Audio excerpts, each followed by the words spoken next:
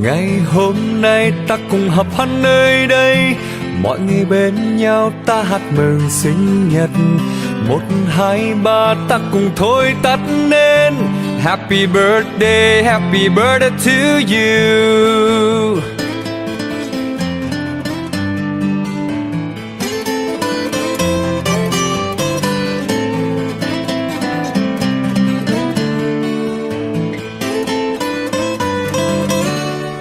On this day all together we'll be, and we'll all sing for your birthday.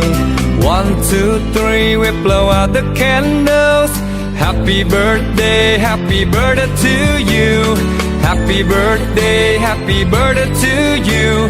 And happy birthday to you.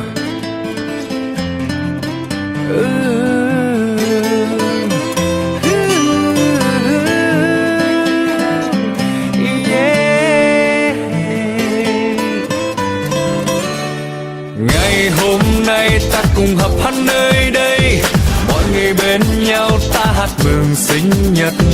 1, 2, 3 ta cùng thôi tắt nên Happy birthday to you. On this day all together we'll be, and we'll all sing for your birthday. 1, 2, 3 we blow out the candles. Happy birthday to you. Happy birthday to you. And happy birthday to you. Yeah. Come on.